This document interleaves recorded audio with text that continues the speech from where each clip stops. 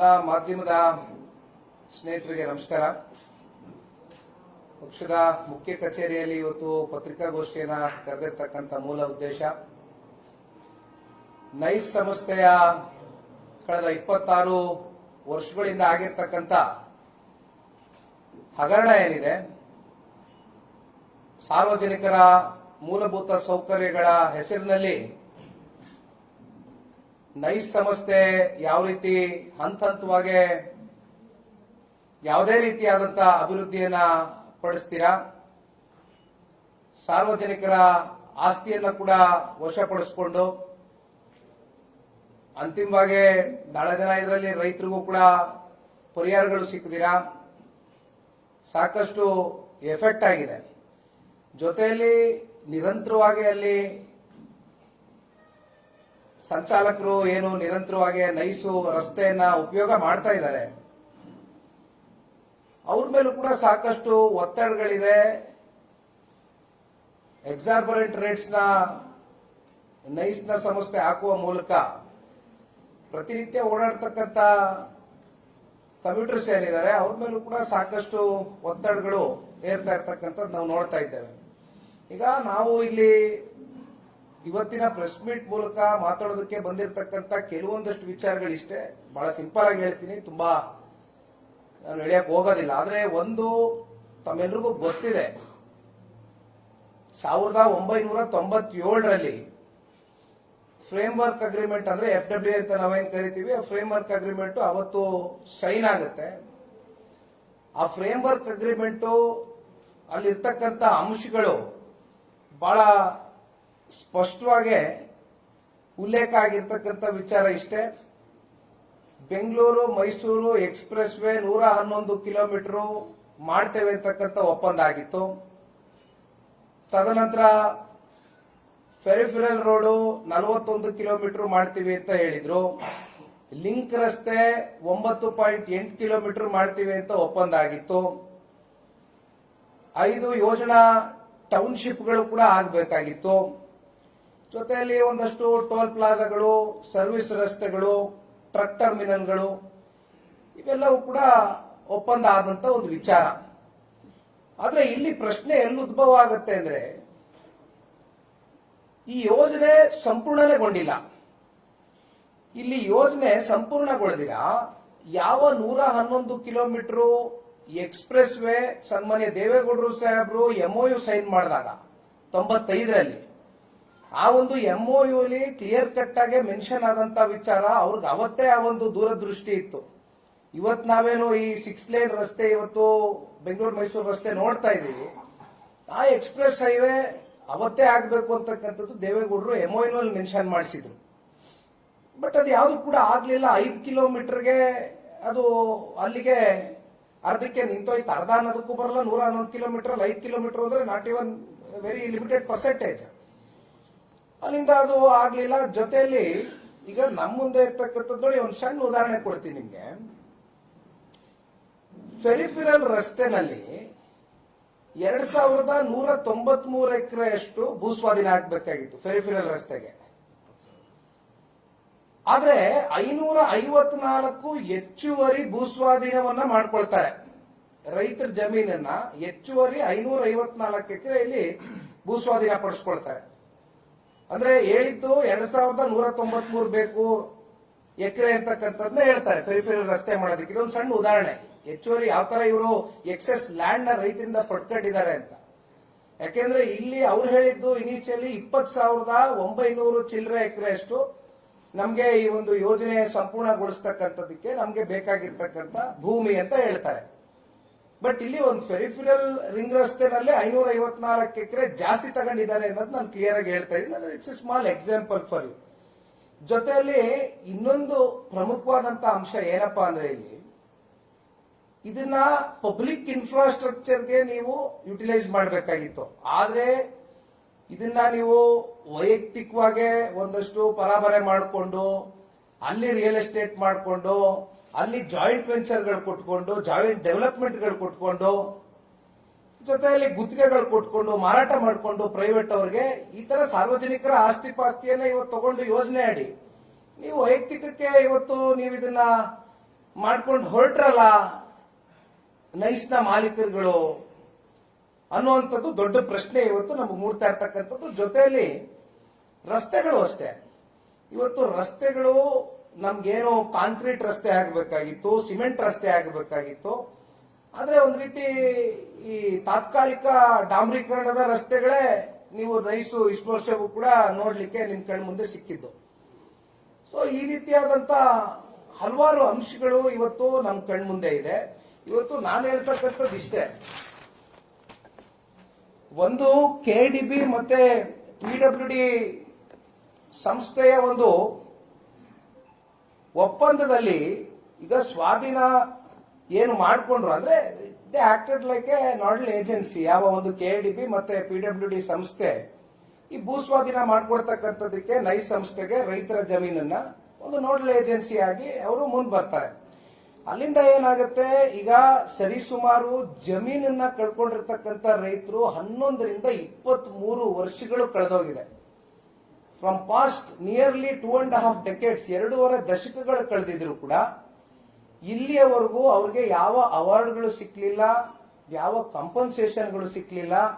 67 ರಿಂದ 70% ಅಷ್ಟು ರೈತರು ಇವತ್ತು ಬೀದಿಲಿದ್ದಾರೆ. ಅವರ ಸ್ವಂತ ಜಮೀನನ್ನು ಕಳ್ಕೊಂಡು 10 ರೂಪಾಯಿ ಅವರಿಗೆ ಬಿಡುಗಡೆ ಸಿಕ್ಲಿಲ್ಲ, ಅವ್ರನ್ನ ಮೂಲೆಗೆ ಹಾಕಿದ್ರು. ಇನ್ನ ವಿಧಾನಮಂಡಲ ಜಂಟಿ ಸದನ ಸಮಿತಿಯಲ್ಲಿ ಒಂದು ವರದಿ ಕೊಡ್ತಾರೆ.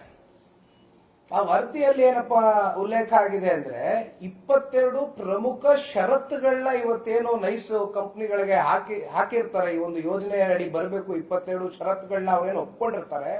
ಅದರಲ್ಲಿ ಸರಿಸುಮಾರು 16 ಷರತ್ತುಗಳನ್ನ ಉಲ್ಲಂಘನೆ ಮಾಡಿದ್ದಾರೆ. It's very clear. ವಿಧಾನಮಂಡಲದ ಜಂಟಿ ಸದನ ಸಮಿತಿಯಲ್ಲಿ ಇರ್ತಕ್ಕಂಥ ವರದಿ ಇದು. ಹೌದು, 22 ಷರತ್ತುಗಳಲ್ಲಿ 16 ಷರತ್ತುಗಳು ಕೂಡ ಪೂರೈಕೆ ಆಗಿಲ್ಲ. This is also very clear. ಈಗ ಇಲ್ಲಿ ಹೈಕೋರ್ಟಿನ ಇತ್ತೀಚಿನ ಒಂದು ಆದೇಶದ ಪ್ರಕಾರವಾಗಿ ನಾವು ಮಾತನಾಡ್ತಕ್ಕಂಥದ್ದಾದ್ರೆ 2026ರ ಜುಲೈ ತಿಂಗಳಲ್ಲಿ ಬಂದಂತ ಹೈಕೋರ್ಟಿನ ಆದೇಶ ಬಹಳ ಸ್ಪಷ್ಟವಾಗಿ ಹೇಳ್ತಾ ಇದೆ, ಯಾರು ರೈತರು ಇದರಲ್ಲಿ ಭೂಮಿಯನ್ನ ಕಳ್ಕೊಂಡಿದ್ದಾರೆ ಅಂತ ರೈತರಿಗೆ ವಾಪಸ್ಸು ಆ ಭೂಮಿಯನ್ನ ಕೊಡಬೇಕಾಗ್ತದೆ. ಇವತ್ತು ರಾಜ್ಯ ಸರ್ಕಾರ ಇಂಟರ್ಫಿಯರೆನ್ಸ್ ಮಾಡಬೇಕಾಗ್ತದೆ ಈ ವಿಚಾರದಲ್ಲಿ. ಮೌನ ವಹಿಸಕ್ಕಾಗೋದಿಲ್ಲ. ನೀವು ಮೌನ ವಹಿಸ್ತೀರಾ ಅಂತ ಹೇಳಿದ್ರೆ ಮತ್ತೆ ಇಲ್ಲಿ ಬೇರೆ ರೀತಿ ನಾನಾ ರೀತಿಯಾದಂತ ಅರ್ಥಗಳು ರಾಜ್ಯದ ಜನತೆನೂ ಕೂಡ ಕಲ್ಪಿಸ್ಕೊಳ್ಬೇಕಾಗ್ತದೆ. ಯಾತಕ್ಕೋಸ್ಕರ ನೀವು ಮೌನವಾಗಿದ್ದೀರಿ ನನಗೆ ಗೊತ್ತಿಲ್ಲ. ಜೊತೆಯಲ್ಲಿ ಇವತ್ತು ನಮ್ಮ ಬೇಡಿಕೆಗಳು ಇರ್ತಕ್ಕಂಥದ್ದು ಬಹಳ ಸ್ಪಷ್ಟ. ಪ್ರತಿನಿತ್ಯ ಓಡಾಡ್ತಕ್ಕಂಥ ಇಲ್ಲಿ ಸಂಚಾರ ಮಾಡ್ತಕ್ಕಂಥ ಕಮ್ಯೂಟರ್ಸ್ ಏನಿದ್ದಾರೆ ಅವ್ರ ಮೇಲೆ ಇದು ಯಾಕೆ ಇಷ್ಟು ದೊಡ್ಡ ಹೊರೆಯನ್ನ ಹೊರಿಸ್ತಾ ಇದ್ದೀರಿ? ನೀವು ಇಲ್ಲಿ ಯಾವ್ದು ಕಂಪ್ಲೀಷನ್ ಮಾಡ್ಕೊಂಡಿಲ್ಲ. ಒಂದ್ ಕಡೆ ರೈತರಿಗೆ ಭೂಮಿ ಕಿತ್ಕೊಂಡಿದ್ದೀರಿ, ಆ ಭೂಮಿ ಕಾಂಪನ್ಸೇಷನ್ ಸಿಕ್ಕಿಲ್ಲ. ಮತ್ತೊಂದ್ ಕಡೆ ಇವತ್ತು ನೀವು ಇಲ್ಲಿ ಜನ ಪ್ರತಿನಿತ್ಯ ನೈಸ್ ರಸ್ತೆಯನ್ನು ಉಪಯೋಗ ಮಾಡ್ತಾ ಇದ್ದಾರೆ, ಅದನ್ನು ಕೂಡ ನೀವು ಎಕ್ಸಾರ್ಬರೆಂಟ್ ರೇಟ್ಸ್ ನ ಇಟ್ಕೊಂಡಿದ್ದೀರಿ, ಯಾವ್ದು ಕಂಪ್ಲೀಷನ್ಗಳು ಮಾಡ್ಕೊಂಡಿಲ್ಲ. ಯಾತಕ್ಕೋಸ್ಕರ ಜನ ಕಟ್ಟಬೇಕು, ಟೋಲ್ ಯಾತಕ್ಕೆ ಕಟ್ಟಬೇಕು ಜನ ಅಂತಕ್ಕಂಥದ್ದು ಈಗಾಗಲೇ ಸಾರ್ವಜನಿಕ ವಲಯದಲ್ಲಿ ಯಾವಾಗ ಸನ್ಮಾನ್ಯ ಕುಮಾರಣ್ಣ ಅವರು ಪ್ರಥಮವಾಗಿ ಈ ವಿಚಾರಕ್ಕೆ ಸಂಬಂಧಪಟ್ಟಂತೆ ಹೈಕೋರ್ಟ್ ಆರ್ಡರ್ನೇ ಮುಂದಿಟ್ಟು ಪ್ರೆಸ್ ಮೀಟ್ ಮಾಡಿದಂತ ಸಂದರ್ಭದಲ್ಲಿ ಬಹಳ ಜನಕ್ಕೆ ಅರಿವಾದಂಥದ್ದು ಯಾತಕ್ಕೋಸ್ಕರ ನಾವು ಟೋಲ್ ಅನ್ನ ಕಟ್ಟಬೇಕು ಅನ್ನೋಂಥದ್ದು. ಟೋಲ್ಗಳಲ್ಲಿ ಬಹಳ ಜನ ಸಾರ್ವಜನಿಕರು ಟೋಲ್ ಅನ್ನ ಕಟ್ಸ್ಕೊಳ್ತಕ್ಕಂಥ ವ್ಯಕ್ತಿಗಳ ಜೊತೆ ಮಾತನಾಡೋದನ್ನ ಕೂಡ ನಾವು ನೋಡಿದ್ದೇವೆ. ಈಗ ನಾವು ಇಲ್ಲಿ ನಿಮ್ಮ ಎದುರುಗಡೆ ಬಂದು ನಿಂತಿರ್ತಕ್ಕಂಥದ್ದು ಬಹಳ ಸ್ಪಷ್ಟ. ಇವತ್ತಿನ ವಿಚಾರ ಇಷ್ಟೇ, ನಥಿಂಗ್ ನೈಸ್ ಅನ್ನೋ ಒಂದು ಅಭಿಯಾನವನ್ನ ಇವತ್ತು ಜನತಾದಳ ಪಕ್ಷ ಒಂದು ವೆಬ್ಸೈಟ್ ಅನ್ನ ಲಾಂಚ್ ಮಾಡುವ ಮೂಲಕ, ನಥಿಂಗ್ ನೈಸ್ ಅನ್ನೋ ಒಂದು ವೆಬ್ಸೈಟ್ ಅಲ್ಲಿ ಈಗ ಬಹುಶಃ ಪ್ಲೇ ಕಾರ್ಡ್ಸ್ ಎಲ್ಲ ಇಲ್ಲೇ ಇದೆ. ಸೊ ಇದರಲ್ಲಿ ಎಲ್ಲ QR ಕೋಡ್ಸ್ ಕೂಡ ಇದೆ. ವೆಬ್ಸೈಟ್ ನಲ್ಲಿ ಯಾವ್ಯಾವ ಅಂಶಗಳು ಸಾರ್ವಜನಿಕರಿಗೆ ದೊರಕಬೇಕು, ದಿನನಿತ್ಯ ಓಡಾಡ್ತಕ್ಕಂಥ ಜನಸಾಮಾನ್ಯರಿಗೆ ಈ ಅಂಶಗಳಲ್ಲಿ ಏನೇನು ಅವರಿಗೆ ಸ್ಪಷ್ಟತೆಯನ್ನ ಅವರು ಕೇಳ್ತಾ ಇದ್ದಾರೆ. ಯಾಕೆಂದ್ರೆ ಅಲ್ಲಿ ಇರ್ತಕ್ಕಂಥವ್ರು ನಮ್ಗೆ ಯಾರು ಕೂಡ ಸಂಸ್ಥೆಯಿಂದ ಹೇಳಿಲ್ಲ ನೀವು ಟೋಲ್ ಕಟ್ಟಿಯೇ ಹೋಗ್ಬೇಕು ಅಂತಕ್ಕಂಥದ್ದೇನು ಹೇಳ್ತಾ ಇದ್ದಾರೆ. ವೆಬ್ಸೈಟ್ ಅನ್ನ ಲಾಂಚ್ ಮಾಡ್ತಾ ಇದ್ದೇವೆ. ಇದು ಒಂದು ಅಭಿಯಾನ, ಜನರ ಪರವಾದಂತ ಒಂದು ಅಭಿಯಾನ. ಇದು ಒಂದು ಜನಾಂದೋಲನ ಆಗಬೇಕು ಅಂತಕ್ಕಂಥದ್ದು. ಇದು ಕೇವಲ ನಿಖಿಲ್ ಕುಮಾರಸ್ವಾಮಿ ಆಗಲಿ ಅಥವಾ ಜನತಾದಳ ಪಕ್ಷದವ್ರದ ಒಂದು ಮನಸ್ಥಿತಿ ಅಷ್ಟೇ ಅಲ್ಲ.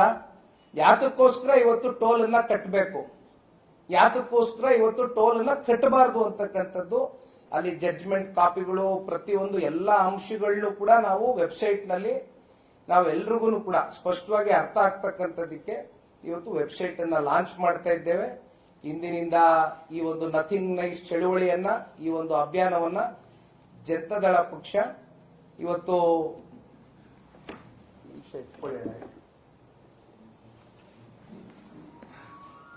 ಈ ಒಂದು ವೆಬ್ಸೈಟ್ ಅನ್ನ ಲಾಂಚ್ ಮಾಡುವ ಮೂಲಕ ಡಿಸ್ಟ್ರಿಬ್ಯೂಟ್ ಮಾಡಿ.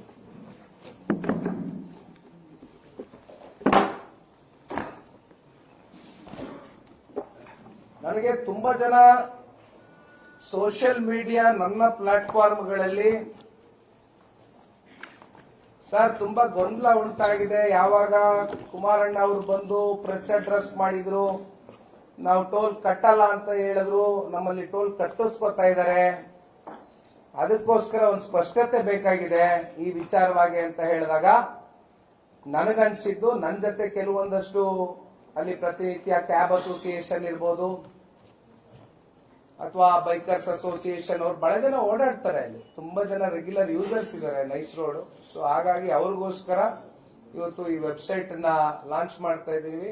ನಥಿಂಗ್ ನೈಸ್ ಅನ್ನುವಂಥದ್ದು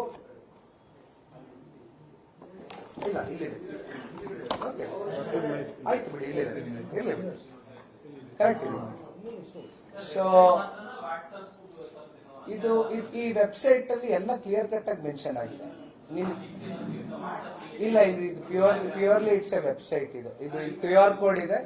ಆ ಕ್ಯೂ ಆರ್ ಕೋಡ್ ನ ನೀವು ಡೌನ್ಲೋಡ್ ಮಾಡ್ಕೊಂಡ್ರೆ ವೆಬ್ಸೈಟ್ಗೆ ಡೈರೆಕ್ಟ್ ಆಗಿ ಲಿಂಕ್ ಹೋಗುತ್ತೆ. ಈಗ ಆಲ್ರೆಡಿ ಇದೆ, ಚಾಲ್ತಿಲಿದೆ, ಇಟ್ಸ್ ವರ್ಕಿಂಗ್. ಈಗ ಆಲ್ರೆಡಿ ವರ್ಕಿಂಗ್ ಅಲ್ಲಿ ಇದೆ ಅದು. ಈ ಕೂಡಲೇ ಬೇಕಾದ್ರೆ ನೀವು ಸ್ಕ್ಯಾನ್ ಮಾಡಿ ಇದರೊಳಗಡೆ ಏನಿದೆ ಈ ವೆಬ್ಸೈಟ್ ಅಲ್ಲಿ ಅನ್ನೋದನ್ನ ಎಲ್ಲ ಅಂಶಗಳು ಕೂಡ ಸಂಪೂರ್ಣವಾಗಿ ಜನರಿಗೆ ಬಹಳ ಸುಲಭವಾಗಿ ಅರ್ಥ ಆಗ್ತಕ್ಕಂಥದ್ದಕ್ಕೆ ಯಾವ ರೀತಿ ನಾವು ಒಂದು ಸ್ಪಷ್ಟತೆಯನ್ನ ಮೂಡಿಸಬೇಕು, ಅವೆಲ್ಲವೂ ಕೂಡ ಈ ನೈಸಿನ ಹಗರಣಕ್ಕೆ ಸಂಬಂಧಪಟ್ಟಂತೆ ನಾವು ಈ ವೆಬ್ಸೈಟ್ ಅನ್ನ ಲಾಂಚ್ ಮಾಡ್ತಾ ಇದ್ದೇವೆ. ಇಂದಿನಿಂದ ಜನತಾದಳ ಪಕ್ಷ ಸನ್ಮಾನ್ಯ ಕುಮಾರಣ್ಣ ಅವರ ಈ ಒಂದು ಪರಿಕಲ್ಪನೆ ಏನಾಗಿತ್ತು, ಅದಕ್ಕೆ ಪೂರಕವಾಗಿ ಈ ವೆಬ್ಸೈಟ್ ಈ ರೀತಿ ಮಾಡಬೇಕು, ಜನಕ್ಕೆ ಮತ್ತಷ್ಟು ತಿಳುವಳಿಕೆ ಮೂಡಿಸಬೇಕು, ಜಾಗೃತಿ ಮೂಡಿಸಬೇಕು, ಅವೇರ್ನೆಸ್ ಕ್ರಿಯೇಟ್ ಮಾಡಬೇಕು ಅಂತಕ್ಕಂಥದ್ದು ಜನತಾದಳ ಪಕ್ಷ ಈ ನಾಡಿನ ಜನತೆ ಯಾತಕ್ಕೋಸ್ಕರ ಟೋಲ್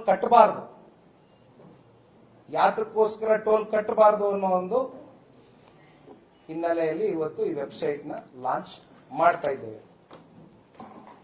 ಇಲ್ಲಿ ಒಟ್ಟಾರೆಯಾಗಿ ಒಂದು ಅಂಶನ ಅರ್ಥ ಮಾಡ್ಕೋಬೇಕಾಗಿರೋದು, ನನಗೆ ಕೆಳಗಡೆ ಒಂದಷ್ಟು ಇಂಗ್ಲಿಷ್ನ ಪತ್ರಿಕಾ ಮಾಧ್ಯಮದ ಸ್ನೇಹಿತರು ಒಂದು ಪ್ರಶ್ನೆ ಮಾಡ್ತಾ ಇದ್ರು. ನೀವು ಬಿಡದಿ ವಿಚಾರ ಬಂದ್ರು ರಿಯಲ್ ಎಸ್ಟೇಟೆ, ನೈಸ್ ವಿಚಾರ ಬಂದ್ರು ರಿಯಲ್ ಎಸ್ಟೇಟೆ, ಇದೇನೋ ಹೊಸದಾಗಿ ಒಂದು ಬಿಲ್ ಅನ್ನು ಇಂಟ್ರೊಡ್ಯೂಸ್ ಮಾಡಿದ್ದಾರೆ. 5% ಪಾರ್ಕ್ ನ ಯೂಸ್ ಮಾಡ್ತೀವಿ ಅಂದ್ರೆ, ಇವತ್ತು ಲಾಲ್ ಬಾಗು ಕಬನ್ ಪಾರ್ಕ್ ನ ಉದಾಹರಣೆ ಕೊಡೋದಾದ್ರೆ 18 ಎಕರೆ 12.5 ಎಕರೆ ಸರಿ ಸುಮಾರು 30 ಎಕರೆ, ಇವತ್ತು 5% ಅಲ್ಲೂ ಕೂಡ ಏನೋ ವಾಣಿಜ್ಯ ಕಟ್ತೀವಿ, ಏನೋ ಸಮ್ ಕಮರ್ಷಿಯಲ್ ಆಕ್ಟಿವಿಟೀಸ್ ನ ಮಾಡ್ತೀವಿ ಅಂತ ಹೇಳ್ತಾರೆ. ನನಗೆ ಒಂದು ಇದೆಲ್ಲ ನೋಡಿದಾಗ ಅನ್ಸೋದು, ಸರ್ಕಾರ ರಿಯಲ್ ಎಸ್ಟೇಟ್ ಪರವಾಗಿದೆ. ಇತ್ತೀಚೆಗೆ ನೂತನವಾಗಿ ಮುಖ್ಯಮಂತ್ರಿಗಳಾಗಿ ಆಯ್ಕೆಯಾಗಿರ್ತಕ್ಕಂಥವ್ರು ಸಾರ್ವಜನಿಕರ ಹಿತಾಸಕ್ತಿಯ ದೃಷ್ಟಿಯಿಂದ ನಡ್ಕೊಳ್ತಾರೆ ಅಂತಕ್ಕಂಥದ್ದನ್ನ ನಾವೆಲ್ಲರೂ ಕೂಡ ಆಲೋಚನೆ ಮಾಡಿದ್ವಿ. ಆದ್ರೆ ವಿಪರ್ಯಾಸ ಏನಪ್ಪಾ ಅಂತ ಹೇಳಿದ್ರೆ, ಇಲ್ಲಿ ಮುಖ್ಯಮಂತ್ರಿಗಳು ಯಾವುದೋ ಒಂದು ರಿಯಲ್ ಎಸ್ಟೇಟ್ ನ ಫರ್ಮ್ ನ ಸಿಇಒ ಆಗಿ ಕಾಣ್ತಾ ಇದ್ದಾರೆ ನಮ್ಮ ಕಣ್ಮುಂದೆ. ಎಲ್ಲಾದ್ರಲ್ಲೂ ರಿಯಲ್ ಎಸ್ಟೇಟ್ ಮಾಡ್ತಕ್ಕಂಥವ್ರಿಗೆ ಉತ್ತೇಜನ ಕೊಟ್ಕೊಂಡು, ಅದರಲ್ಲಿ ಸರ್ಕಾರನೇ ಬಹಳ ಪ್ರಮುಖವಾದಂತ ಪಾತ್ರ ವಹಿಸಿ, ಅದರಲ್ಲೂ ನಮ್ಮ ನಾಡಿನ ಗೌರವಾನ್ವಿತ ಮುಖ್ಯಮಂತ್ರಿಗಳು ರಿಯಲ್ ಎಸ್ಟೇಟ್ ಫರ್ಮ್ ನ ಸಿಇಒ ಆಗಿ ಬಹಳ ಸ್ಪಷ್ಟವಾಗಿ ಕಾಣ್ತಾ ಇದ್ದಾರೆ. ಯಾತಕ್ಕೆ ಈ ವಿಚಾರದಲ್ಲಿ ಇಷ್ಟೆಲ್ಲ ಹೈಕೋರ್ಟ್ ಹೇಳಿದ್ರು ಕೂಡ ರೈತರಿಗೆ ಅನ್ಯಾಯ ಆಗಿದೆ, ಎಕ್ಸೆಸ್ ಲ್ಯಾಂಡ್ ತಗೊಂಡಿದ್ದೀರಿ, ರೈತರಿಗೆ ಕಂಪನ್ಸೇಷನ್ ಸಿಕ್ಕಿಲ್ಲ, ರೈತರನ್ನು ಉಳಿಸಿ ಯೋಜನೆ ಹೆಸರಿನಲ್ಲಿ ಯಾವ ಒಂದು ಪಬ್ಲಿಕ್ ಇನ್ಫ್ರಾಸ್ಟ್ರಕ್ಚರ್ ಡೆವಲಪ್ಮೆಂಟ್ ಆಗಬೇಕಾಗಿತ್ತು ಅದು ಕೂಡ ಅಪೂರ್ಣ ಆಗಿದೆ, ಅದು ಪೂರ್ಣಗೊಳಿಸಿಲ್ಲ, ಎಲ್ಲ ಉಲ್ಲಂಘನೆ ಆಗಿದೆ. FWA ಯಾವುದು ನಾಟ್ ಇವನ್ 5 to 10% ಕೂಡ ನಿಮ್ ಕಣ್ಮುಂದೆ ಹೇಳಿದೀನಿ. ಪಿರಿಪಿರಲ್ ರೋಡ್ಗಳಿಲ್ಲ, ಲಿಂಕ್ ರೋಡ್ಗಳಿಲ್ಲ, ತಾತ್ಕಾಲಿಕ ಡಾಂಬರೀಕರಣ ರಸ್ತೆಗಳು, 111 ಕಿಲೋಮೀಟರ್ ಎಕ್ಸ್ಪ್ರೆಸ್ ವೇ ಆಗಲಿಲ್ಲ. ಯಾತಕ್ಕೆ ಮತ್ತೆ 20,000 ಎಕರೆ ನೈಸ್ ಸಂಸ್ಥೆ ಅಡಿಯಲ್ಲಿ 26 ವರ್ಷದಿಂದ ಏನ್ ಮಾಡ್ತಾ ಇದೆ? ಈಗ ಹೈಕೋರ್ಟ್ ನಮಗೆ 2026 ಜುಲೈ ತಿಂಗಳಲ್ಲಿ ಕೊಟ್ಟಿರ್ತಕ್ಕಂಥ ಆದೇಶದ ಪ್ರಕಾರವಾಗಿ ಐ ಥಿಂಕ್ ಸರ್ಕಾರ ಇದು ಟೇಕ್ ಓವರ್ ಮಾಡಬೇಕು. ಈ ಪ್ರಾಜೆಕ್ಟ್ ಅನ್ನ ಸರ್ಕಾರ ಟೇಕ್ ಓವರ್ ಮಾಡತಕ್ಕಂಥ ಸೂಕ್ತ. ಇದು ನಮ್ಮ ಡಿಮ್ಯಾಂಡ್ಸ್ ಆಗಿದೆ. ಜೊತೆಯಲ್ಲಿ ಇವತ್ತು ವೆಬ್ಸೈಟ್ ಲಾಂಚ್ ಮಾಡಿದೀವಿ, ಇಂದಿನಿಂದ ಕ್ಯಾಂಪೇನ್ ರನ್ ಮಾಡ್ತೀವಿ. ಈ ಕ್ಯಾಂಪೇನ್ ನಿರಂತರವಾಗಿ ರೈತರಿಗೆ ಮತ್ತೆ ಅವರ ಏನು ಭೂಮಿಯನ್ನ ವಾಪಸ್ ಕೊಡಿಸ್ತಕ್ಕಂಥದಕ್ಕೆ, ಕೇವಲ ಅವ್ರ ಭೂಮಿ ಕೊಡಿಸ್ತಕ್ಕಂಥದ್ದು ಅಷ್ಟೇ ಅಲ್ಲ, 20 ವರ್ಷಕ್ಕೂ ಹೆಚ್ಚಿನ ವರ್ಷಗಳ ಕಾಲ ರೈತರು ಭೂಮಿ ಕಳ್ಕೊಂಡಿರ್ತಕ್ಕಂಥದ್ದು, ಅದಕ್ಕೆ ಬಡ್ಡಿ ಸಮೇತವಾಗಿ ಇವತ್ತು ರೈತರಿಗೆ, ಯಾಕೆಂದ್ರೆ ನಾನು ಹೇಳ್ತಾ ಇರ್ತಕ್ಕಂಥದ್ದಲ್ಲ, ಇದು 2013ರ ಕಾಯ್ದೆ ಏನು UPA ಗವರ್ಮೆಂಟ್ ಅಲ್ಲಿ 2013 LARR ಆಕ್ಟ್ ಅಲ್ಲಿ ಬಹಳ ಕ್ಲಿಯರ್ ಕಟ್ ಆಗಿ ಮೆನ್ಷನ್ ಆಗಿದೆ. ಆ ಕಾಯ್ದೆ ಅಡಿನೇ ನಾವು ಕೂತು ಹೇಳ್ತಕ್ಕಂಥದ್ದಾದ್ರೆ ಸರ್ಕಾರ ಇವತ್ತು ರೈತರಿಗಾಗಿರ್ತಕ್ಕಂಥ ಅನ್ಯಾಯಕ್ಕೆ ವಾಪಸ್ಸು ಈ ಭೂಮಿಯನ್ನ ಕೊಡಿಸ್ತಕ್ಕಂಥದ್ದು, ಜೊತೆಯಲ್ಲಿ ಅದಕ್ಕೆ ಮರು ಬಡ್ಡಿಯನ್ನ ಪಾವತಿ ಮಾಡ್ತಕ್ಕಂಥದ್ದು ಕೂಡ ಆಗ್ಬೇಕು. ಇವತ್ತು ಇಂಟ್ರೆಸ್ಟ್ ಕೂಡ ಕೊಡಬೇಕು. ಇದು ನಮ್ಮ ಡಿಮ್ಯಾಂಡ್ಸ್ ಆಗಿದೆ. ನಾವು ಕೇವಲ ಇದು ಪ್ರೆಸ್ ಮೀಟ್ ಯಾವ್ದಾದ್ರೂ ಒಂದು ತೀರ್ಮಾನ ಮಾಡಬೇಕು, ಅಥವಾ ಪರಿಹಾರ ಕೊಡಬೇಕು, ಅಥವಾ ಜಮೀನಾದ್ರೂ ವಾಪಸ್ ಕೊಡಬೇಕು.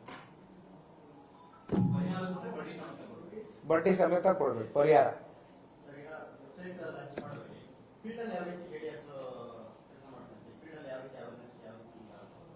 ಈಗ ಜನತಾದಳ ಪಕ್ಷಕ್ಕೆ, ಅದರಲ್ಲೂ ನಿಖಿಲ್ ಕುಮಾರಸ್ವಾಮಿಗೆ ಅವಕಾಶ ಇರೋದು ಫೀಲ್ಡ್ ಅಲ್ಲಿ ಕೆಲಸ ಮಾಡಕ್ಕೆ ಅಲ್ವಾ?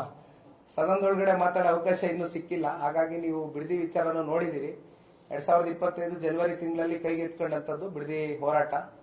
ಅಂದಿನಿಂದ ಇಂದಿನವರೆಗೂ ಕೂಡ ಅಲ್ಲೂ ಕೂಡ ನಾವು ಗಟ್ಟಿ ನಿಲುವಿಂದ ರೈತರ ಜೊತೆ ನಿಂತ್ಕೊಂಡಿದ್ದೀವಿ. ಸೊ ಒಟ್ಟಾರೆಯಾಗಿ ರಿಯಲ್ ಎಸ್ಟೇಟ್ ಸರ್ಕಾರದ ವಿರುದ್ಧವಾಗಿ ಜನತಾದಳ ಪಕ್ಷ ಬೀದಿಗಿಳಿಯುತ್ತೆ, ಅತಿ ಶೀಘ್ರದಲ್ಲೇ ಬೀದಿಗಿಳಿಯುತ್ತೆ. ಅಲ್ಲ, ಫಾರ್ಮ್ ತುಂಬಾ ಸಿಂಪ್ಲಿಫೈಡ್ ವರ್ಷನ್ ಸರ್. ಅಲ್ಲ, ಏನಿಲ್ಲ, ಅವ್ರನ್ನ ಕಾಂಟ್ಯಾಕ್ಟ್ ಮಾಡ್ತೀವಿ. ಯಾಕೆಂದ್ರೆ ನನಗೆ ತುಂಬಾ ಜನ ಕಾಂಟ್ಯಾಕ್ಟ್ ಮಾಡ್ತಿದ್ದಾರೆ. ನನ್ನ ಸೋಷಿಯಲ್ ಮೀಡಿಯಾ ಪ್ಲಾಟ್ಫಾರ್ಮ್ಗಳಲ್ಲಿ, ನನ್ನ ಫೇಸ್ಬುಕ್, ಇನ್ಸ್ಟಾಗ್ರಾಮ್ ಪೇಜ್ಗಳಲ್ಲಿ ತುಂಬಾ ಜನ ನನ್ನ ಕಾಂಟ್ಯಾಕ್ಟ್ ಮಾಡ್ತಿದ್ದಾರೆ. ಸರ್, ಏನ್ ಮಾಡ್ಬೇಕು, ನಮಗೆ ಒಂದು ಗೊಂದಲದ ವಾತಾವರಣ, ಗೊಂದಲದ ಗೂಡಾಗಿದೆ ನಮ್ಮ ತಲೆ ಇವತ್ತು. ಯಾಕೆಂದ್ರೆ ಅಲ್ಲಿ ನೋಡಿದ್ರೆ ಟೋಲ್ ಕಟ್ಬೇಕು ಅಂತಾರೆ, ಕುಮಾರಸ್ವಾಮಿ ಅವ್ರು ನೋಡಿದ್ರೆ ಟೋಲ್ ಕಟ್ಬೇಡಿ ಅಂತಾರೆ. ಏನ್ ಮಾಡ್ಬೇಕು ಅಂತ ಜನ ಕೇಳ್ತಾ ಇದಾರೆ. ಅಲ್ಲ, ವೆಬ್ಸೈಟ್ ಅಲ್ಲಿ ಎಲ್ಲ ಅಂಶಗಳು ಕ್ಲಿಯರ್ ಆಗಿ, ಟೋಲ್ ಕಟ್ಟಬಾರ್ದು ಅನ್ನೋದಕ್ಕೆ ವೆಬ್ಸೈಟ್, ಟೋಲ್ ಯಾಕೆ ಕಟ್ಟಬಾರ್ದು ಅನ್ನೋದಕ್ಕೆ ಎಲ್ಲಾ ರೀತಿಯಾದಂತ ಅಂಶಗಳು ಈ ವೆಬ್ಸೈಟ್ ನಲ್ಲಿ ಸಂಪೂರ್ಣವಾಗಿ ಮಾಹಿತಿ ಸಿಗುತ್ತೆ.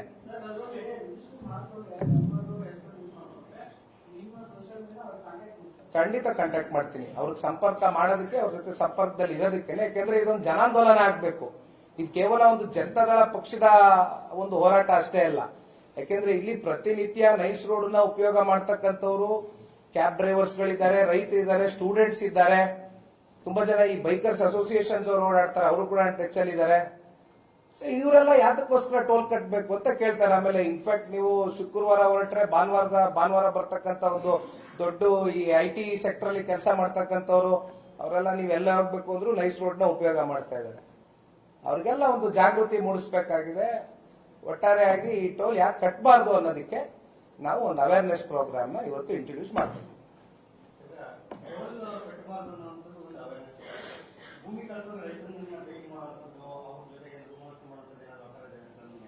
ಅಲ್ಲ, ಈಗ ಸನ್ಮಾನ್ಯ ಕುಮಾರಣ್ಣವರು ಈಗಾಗಲೇ ಕರೆ ಕೊಟ್ಟಿದ್ದಾರೆ.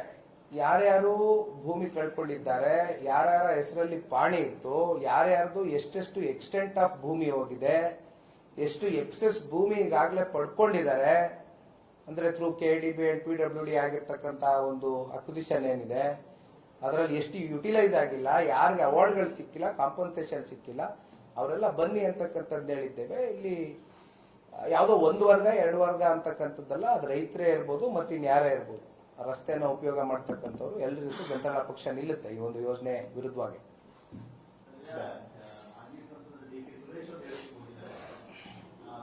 ಬಾಯಲ್ಲಿ ಭಗವದ್ಗೀತೆ ಬಂದಂಗಾಗ್ತಾ ಇದೆ. ನೈಸು ಮತ್ತೆ ಬಿಡ್ದಿಯ ಕೂಸ ಯಾರು ಅಂದ್ರೆ ಕುಮಾರಸ್ವಾಮಿ ಅವರು ಈ ರಾಜಕೀಯ ಮಾಡಕ್ ಹೊರಟಿದ್ದಾರೆ. ನಾನು ಕೆಲವೊಂದಷ್ಟು ಮಾಧ್ಯಮದ ಸಂದರ್ಶನದಲ್ಲಿ ಈಗಾಗಲೇ ಹೇಳಿದ್ದೀನಿ. ಬಿಡ್ದಿ ಸನ್ಮಾನ್ಯ ಕುಮಾರಣ್ಣ ಅವರು ಒಂದು ಕಾನ್ಸೆಪ್ಟ್ ಮತ್ತೆ ಪ್ರಪೋಸಲ್ ಆಗಿ ಮಾತ್ರ ಮುಂದಿಡ್ತಾರೆ. ಬಿಡ್ದಿ ಯೋಜನೆಗೂ ಕುಮಾರಣ್ಣ ಅವ್ರಿಗೂ ಸಂಬಂಧ ಇಲ್ಲ.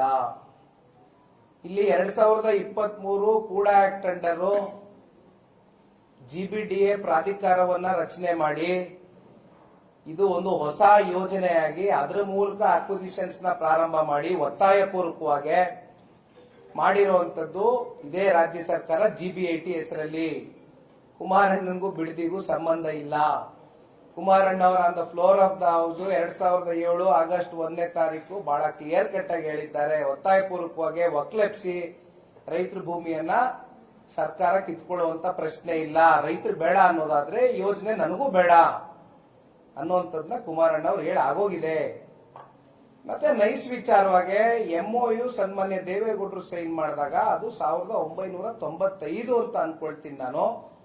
ಆ MOU ನಲ್ಲಿ ಕ್ಲಿಯರ್ ಕಟ್ ಆಗಿ ಮೆನ್ಷನ್ ಆಗಿದೆ ಇವೆಲ್ಲ ಎಕ್ಸ್ಪ್ರೆಸ್ ವೇಗಳು ಇವೆಲ್ಲ. ಆಮೇಲೆ ಬಟ್ FWA ದೇವೇಗೌಡರ ಕಾಲದಲ್ಲಿ ಆದಂತದ್ದಲ್ಲ. 1997 ಐ ಥಿಂಕ್ JH ಪಟೇಲ್ರು ಮುಖ್ಯಮಂತ್ರಿ ಇರ್ತಾರೆ ಅಂತ ಅನ್ಕೊಳ್ತೀನಿ. ಅವತ್ತು 97ರಲ್ಲಿ FWA ಸೈನ್ ಆದಂತದ್ದು.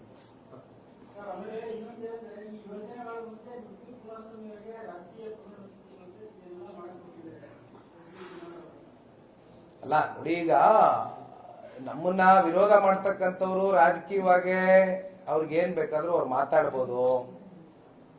ಸರ್ಕಾರ ಈ ರೀತಿ ರೈತ ವಿರೋಧಿಯಾದಂತ ನೀತಿಗಳು, ಜನ ವಿರೋಧಿ ನೀತಿಗಳನ್ನ ಅವರು ಇದೇ ರೀತಿ ಮುಂದುವರಿಸ್ತಾ ಹೋದಾಗ ನಾನು ಕನಿಷ್ಠ ಪಕ್ಷ ಒಬ್ಬ ಈ ಸಾಮಾನ್ಯ ಪ್ರಜೆಯಾಗಿ, ಭಾರತ ದೇಶದ ನಮ್ಮ ನಾಡಿನ ಸಾಮಾನ್ಯ ಪ್ರಜೆಯಾಗಿ, ಪಕ್ಷದ ಒಬ್ಬ ಕಾರ್ಯಕರ್ತನಾಗಿ ಇವತ್ತು ನಾನು ಪ್ರಶ್ನೆ ಕೇಳ್ತಕ್ಕಂಥದ್ದು ನನ್ನ ಹಕ್ಕು ಸ್ವಾಮಿ. ಅದು ಅದನ್ನ ನೀವು ಅದೇನೋ ಪಟ್ಟಾಭಿಷೇಕ ಅನ್ನೋದು ಇನ್ನೊಂದು ಅದೇನೋ ಕೊಟ್ರಲ್ಲಪ್ಪ ಹೆಸರು ಮರ್ತೋದೇನೋ, ಅದೇ ಅದೇ ಏನೇನೋ ನಾನಾ ರೀತಿಯಾದಂತ ವಿಶ್ಲೇಷಣೆಗಳು ಮಾಡಿದ್ರು.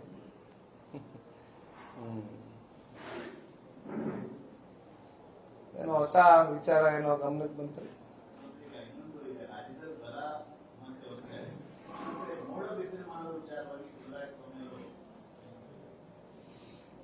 ಇಲ್ಲ, ಈ ವಿಚಾರಕ್ಕೆ ಸಂಬಂಧಪಟ್ಟಂತೆ ನಾನು ಮಾತಾಡ್ತೀನಿ. ಇದು ಒಂದು ವಿಶೇಷವಾದಂತ ಪತ್ರಿಕಾಗೋಷ್ಠಿನೇ ಮಾಡೋಣ.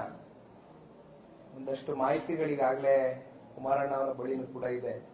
ನಾ ಇದ್ರ ಬಗ್ಗೆ ಮಾತಾಡ್ತೀನಿ. ನನಗೀಗೇನೋ ಮಾಹಿತಿ ಬಂದಿದೆ ಏನೋ ನನಗೆ ಗೊತ್ತಿಲ್ಲ, ತಮಗೆ ಗೊತ್ತಿರ್ಬೋದು.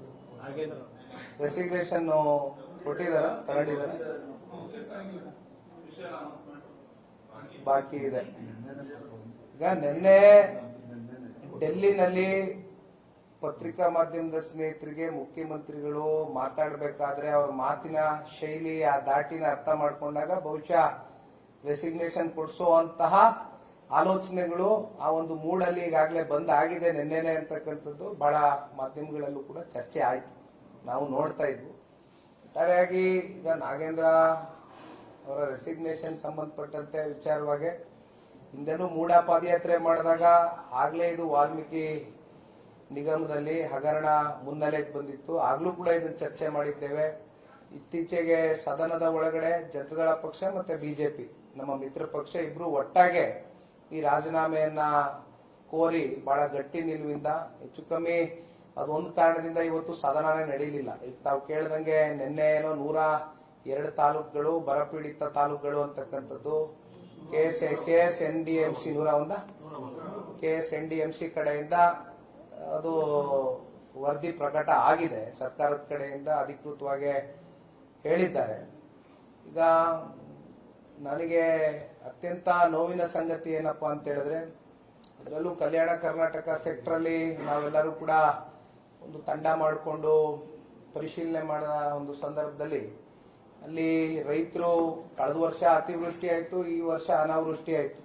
ಆದ್ರೆ ಅದ್ರ ಬಗ್ಗೆ ಚರ್ಚೆ ಮಾಡ್ತಕ್ಕಂಥದಕ್ಕೆ ಸರ್ಕಾರನೂ ಕೂಡ ಅವಕಾಶ ಮಾಡಿಕೊಡ್ಬೇಕಾಗಿತ್ತು. ಇಷ್ಟು ಎಳಿತಕ್ಕಂಥ ಅಗತ್ಯತೆ ಏನಿರಲಿಲ್ಲ. ಆಮೇಲೆ ಈಗ 138 140 ದಾಖಲೆ ಪ್ರಮಾಣದಲ್ಲಿ ಇವತ್ತು ಶಾಸಕರನ್ನ ಹೊಂದಿದ್ದಾರೆ ರಾಜ್ಯ ಸರ್ಕಾರ. ಮತ್ತೆ ಆರೋಪ ಇರ್ತಕ್ಕಂಥವ್ರನ್ನೇ ಮತ್ತೆ ಸಚಿವ ಸ್ಥಾನವನ್ನ ಕೊಡ್ತಕ್ಕಂಥ ಅಗತ್ಯತೆ ಏನಿತ್ತು? ಬೇರೆ ಯಾರು ಸಮರ್ಥವಾಗಿ ಇಲ್ಲಿ ಕೆಲಸ ಮಾಡ್ತಕ್ಕಂಥದಕ್ಕೆ ಅವರಲ್ಲಿ ಯಾರು ಕೂಡ ಕಾಣ್ಲಿಲ್ವಾ ಅವಕಾಶ ಕೊಡೋದಕ್ಕೆ? ಯಾಕೆ ಇಷ್ಟೆಲ್ಲ ಗೊಂದಲ ಕ್ರಿಯೇಟ್ ಆಯ್ತು? ಕುಮಾರಣ್ಣ ಅವ್ರು ಅವತ್ತು ಹೇಳಿದ್ರು ಅದೇನೋ ಪೇಮೆಂಟ್ ಕೋಟಾ ಮ್ಯಾನೇಜ್ಮೆಂಟ್ ಕೋಟಾ ಅಂತ. ಅದು ಇವತ್ತು ಬಹುಶಃ ಎಲ್ರ ಬಾಯಲ್ಲೂ ಇದೆ. ಅದೊಂದು ಜಗತ್ ಜಾಹಿರ. ಅದು ಯಾರು ಎಷ್ಟೆಷ್ಟು ಅಪ್ ಫ್ರಂಟ್ ಏನಾಗಿದೆ, ಬಿಫೋರ್ ಏನು, ಆಫ್ಟರ್ ಏನು, ಬಹುಶಃ ಆಫ್ಟರ್ ಗೊತ್ತಾಗಲ್ಲ, ಈಗ ಹೋಗ್ತಾ ಹೋಗ್ತಾ ಗೊತ್ತಾಗುತ್ತೆ. ಬಿಫೋರ್ ಒಂದಷ್ಟು ಚರ್ಚೆಗಳ ಬಂದಿದೆ ಗಮನಕ್ಕೆ.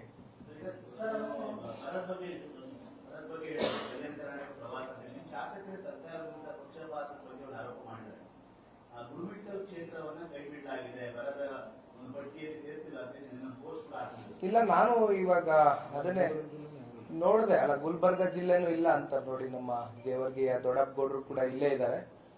ಅದು ನಿಮಗೆ ಹಾಗೆ ನೋಡಿದ್ರೆ ಸಂಪೂರ್ಣವಾಗಿ ಅಲ್ಲಿ ನಿಮ್ಗೆ ಯಾವುದೇ ರೀತಿಯಾದಂತ ಇರಿಗೇಷನ್ ಫೆಸಿಲಿಟೀಸ್ ಇಲ್ಲ. ಅಲ್ಲಿ ಮಳೆಯ ಮೇಲೆ ಆಧಾರಿತವಾಗೇನೆ ಅಲ್ಲಿ ಬೆಳೆಯನ್ನ ಹಾಕ್ತಕ್ಕಂಥದ್ದು ಉತ್ತರ ಕರ್ನಾಟಕ ಭಾಗದಲ್ಲಿ.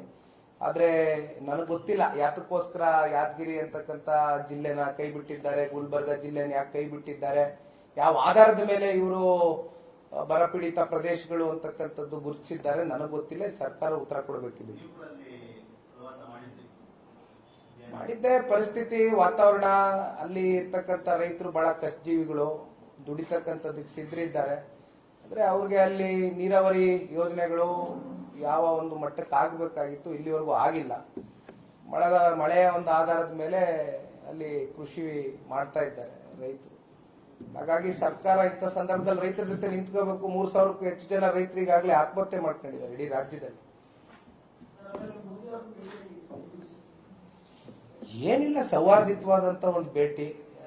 ಸಮಯ ಕೇಳಿದ್ರು ಕೇಂದ್ರ ಸಚಿವರು ಸನ್ಮಾನ್ಯ ಕುಮಾರಣ್ಣ ಅವರು, ಸಮಯ ಕೊಟ್ಟಿದ್ರು, ಭೇಟಿ ಮಾಡಿದೀವಿ. ಯಾವ ರೀತಿ ನಮ್ಮ NDA ಕೂಟದ ಮಿತ್ರತ್ವವನ್ನ ಮತ್ತಷ್ಟು ಬಲಿಷ್ಠಗೊಳಿಸಬೇಕು, ಯಾವ ರೀತಿ ಪರಸ್ಪರ ಪ್ರೀತಿ ವಿಶ್ವಾಸ ಗೌರವದಿಂದ ಹೋಗಬೇಕು, ಮತ್ತಷ್ಟು ಒಗ್ಗಟ್ಟನ್ನ ಪ್ರದರ್ಶನ ಮಾಡಿಕೊಂಡು ಹೋಗಬೇಕು, ಒಂದು ಒಳ್ಳೆ ರಿಸಲ್ಟ್ ಅನ್ನ ಮುಂದಿನ 2028ರ ಚುನಾವಣೆಗೆ ಯಾವ ರೀತಿ ತಗೋಬರ್ಬೇಕು ಅಂತಕ್ಕಂಥದ್ರ ಬಗ್ಗೆನೂ ಕೂಡ ಸಾಕಷ್ಟು ಸಲಹೆಗಳು ಮಾನ್ಯ ಗೌರವಾನ್ವಿತ ಪ್ರಧಾನಮಂತ್ರಿಗಳು ಕೊಟ್ಟಿದ್ದಾರೆ, ಸ್ವೀಕರಿಸಿದ್ದೀವಿ.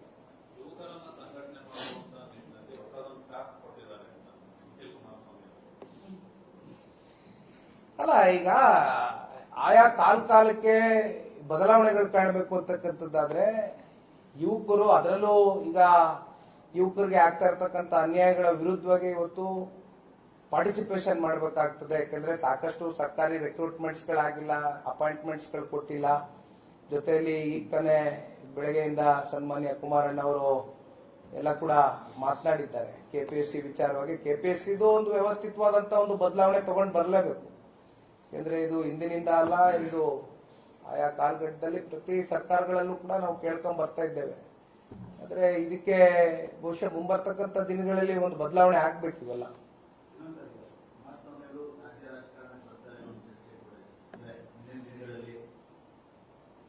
ಅಲ್ಲ, ನೋಡೋಣ ಕಾಲ ಬಂದಾಗ. ಈಗ ಕುಮಾರಸ್ವಾಮಿ ಅವರು ರಾಜ್ಯ ರಾಜಕಾರಣದ ಅನುಭವವನ್ನೇ ಮುಂದಿಟ್ಕೊಂಡೇ ಕೇಂದ್ರದಲ್ಲಿ ಸಚಿವ ಸ್ಥಾನ ಕೊಟ್ಟರದು.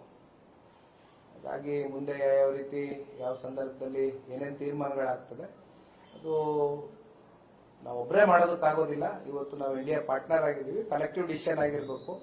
ಮೇಲ್ಮಟ್ಟದಲ್ಲೂ ಕೂಡ ಇವತ್ತು ಕೇಂದ್ರದ ನಾಯಕರುಗಳ ಜೊತೆ ಕೂತು ಚರ್ಚೆ ಮಾಡಿ ಸೂಕ್ತ ಸಮಯದಲ್ಲಿ ಸೂಕ್ತ ನಿರ್ಧಾರಗಳು ತಗೊಳ್ತಾರೆ.